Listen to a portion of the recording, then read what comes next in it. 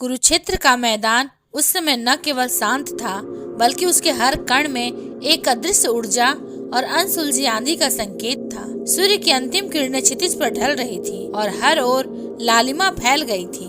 कर्ण हाथ जोड़कर बिना कवच और हथियार के खड़ा था। उसकी दृष्टि गंभीर और गहन थी। हृदय में अनंत प्रश्न और संकल्प दोनों समाहित थे। अर्जुन, कर्ण ने आवाज भरी, न भय से न विनती से, केवल आवश्यकता और परिस्थितियों का संकेत देते हुए।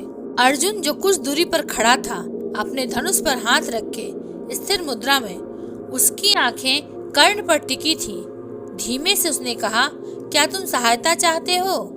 कठोरता नहीं, केवल स्थिरता और आत्मविश्वास। कर्ण ने सिर झुकाकर कहा, हाँ, पर यह केवल मेरे लिए नहीं, यह जीवन के लिए है। एक गौ का बछड़ा जो अनजाने में मारा गया, उसकी मृत्यु ने ऋषियों का क्रोध भड़काया है। जैसे ही शब्द हवा में फैले, मैदान में हलचल हुई।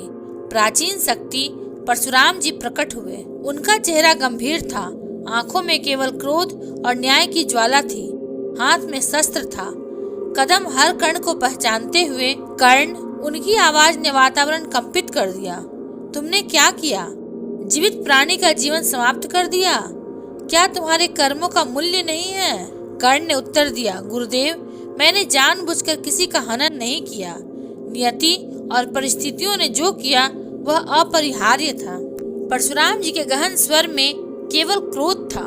उन्होंने कहा, इस कार्य का फल तुम्हें भुगतना होगा। मैं तुम्हें श्राप देता हूँ, पर यह केवल मृत्यु का नहीं, बल्कि शक्ति और पुनर्जागरण का बीज है। तुम्हारा जीवन नई परीक्षा से गुजरने वाला है। कर्ण ने सिर झुकाया, यदि यह कर्म का फल है तो मैं स्वीकार करता हूँ। पूरा मैदान सन्नाटे में डूबा। परशुराम जी ने चेतावनी दी, जो भी तुम भविष्य में उठाओगे वह केवल शक्ति का प्रदर्शन नहीं, न्याय और धर्म का प्रतीक होगा। तू स्वयं उस शक्ति का अवतार बनेगा जिसे देखकर शत्रु कांपेंगे। कर्ण ने दृढ़ता से कहा, मैं अपने कर्मों का पालन करूंगा। जब समय आएगा मैं न्याय और वीरता के लिए खड़ा रहूंगा। समय बीतता गया। कर्ण ने अपने जीवन और उद्देश्य को नए दृष्टिकोण से देखा। शपथ और श्राप ने उसे मजबूत किया, उसे नई जिम्मेदारी और धर्म के मार्ग पर खड़ा किया। वह अकेला नहीं था, उसकी दृष्टि, उसकी सोच और वीरता ने उसे एक नेता बना दिया। गांव के लोग जो पहले बछड़े की मृत्यु से दुखी थे, अब कर्ण के नए रूप को देखकर आश्चर्यचकित थे। केवल युद्ध कौशल ही नहीं, न्याय और करुणा भी उसके कर्मों में शामिल थे। कर्ण ने गांव की रक्षा की, लोगों की सहायता की और शत्रु के खिलाफ कदम उठाए। एक रात जब चांद बादलों में छुपा हुआ था, शत्रु का काफिला गांव के पास आया। उनका उद्देश्य केवल धरती पर कब्जा करना नहीं था, बल्कि लोगों की आत्माओं को भी तोड़ना था। कर्ण ने अकेले उनका सामना किया। उसकी चाल, रणनीति और वीरता ने शत्रु को हराया। गांव के लोग जो पहले डर से कांप रहे थे, अब नई आशा के साथ बाहर निकले।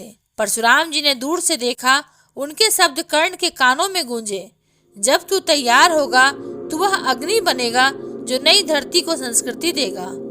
विजय केवल शक्ति नहीं, नीति और मानवता का आह्वान भी है। कर्ण ने उत्तर दिया, मैं यह सुनिश्चित करूंगा कि जो नया उठे वह केवल शक्ति न होकर धर्म और न्याय भी लाए। समय बीतता गया। कर्ण ने अपने आत्म संघर्ष को समझा और प्रत्येक कठिनाई में अवसर देखा।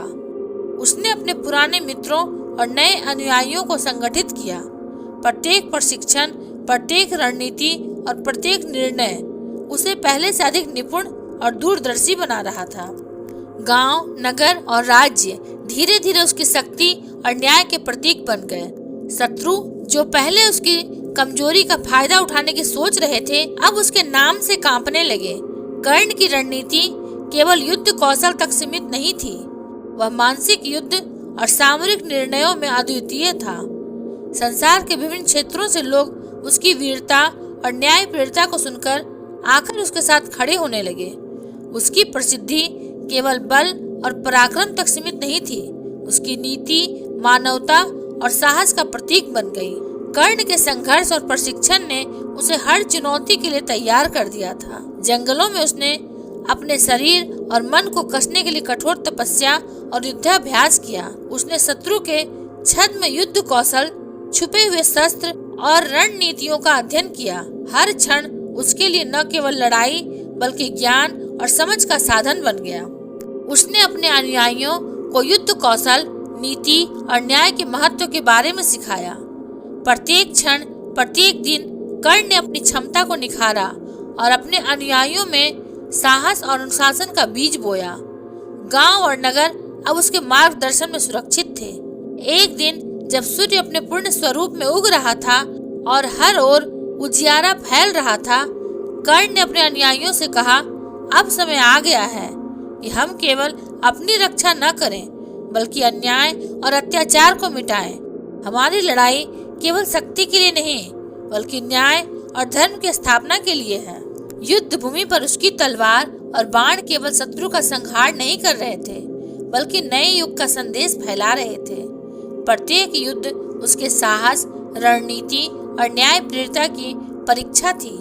शत्रु चाहे वह बाहरी हो या आंतरिक, कर्ण के साहस और दूरदर्शिता से परास्त होने लगे। कर्ण का पुनर्जागरण महज एक शारीरिक युद्ध नहीं था, यह मानसिक, सामाजिक और आध्यात्मिक युद्ध भी था। उसने अपने भीतर के डर और संदेह को जीतकर एक नए आदर्श का निर्माण किया। श्राप और कठिनाइयों ने उसे कमजोर नहीं किया बल्कि उसे एक महान नेता, रणनीतिकार और न्यायप्रिय योद्धा बना दिया। अंततः जब समय ने अपने पूर्ण चक्र को पूरा किया, कर्ण मैदान पर खड़ा था। वह अकेला नहीं बल्कि उसकी शक्ति और न्याय प्रेरिता के साथ उसकी सेना और अनुयायी उसके चारों ओर खड़े थे। शत्रु पराजित हुए और न्याय की स्थापना हुई। परशुराम जी की चेतावनी और कर्ण का साहस इस महाकाव्य का सार बन गए। कर्ण ने स्वयं को न केवल एक योद्धा के रूप में प्रस्तुत किया बल्कि न्याय, नीति और वीरता का प्रतीक भी बनाया। उसका पुनर्जागरण और साहस आने वाले समय में नए युग की नींव बन गए। इस प्रकार श्राप और क्रोध के माध्यम से कर्ण ने खुद को पुनर्निर्मित किया और एक नई धरती पर न्याय और वीरता का दीप प्रज्वलित किया। उसकी कथा केवल एक युद्ध की कहानी नहीं बल्कि शौर्य, न्याय और पुनर्जागरण का महाकाव्य बन गई। कर्ण की यह यात्रा, जिसमें प्रत्येक संघर्ष, विजय और साहसपूर्ण निर्णय शामिल हैं, आने वाले समय के लिए प्रेरणा का स्रोत बन गई। उसके अनुयायी और संपूर्ण भूमि उसके आदर्शों और मार्गदर्शन को याद रखेंगे। न्याय, वीरता और पुनर्जागरण के इस महाकाव्य ने भविष्य के योद्धाओं को साहस, निष्ठा और धर्म की मिसाल दी। अगर आपको यह वीडियो अच्छा लगा हो तो इसे लाइक, हाइप और सब्सक्राइब अवश्य करें। ये महाभारत सिर्फ युद्ध की नहीं, जीवन के ज्ञान की कहानी है। मिलेंगे अगले प्रसंग के साथ, तब तक के लिए धन्यवाद।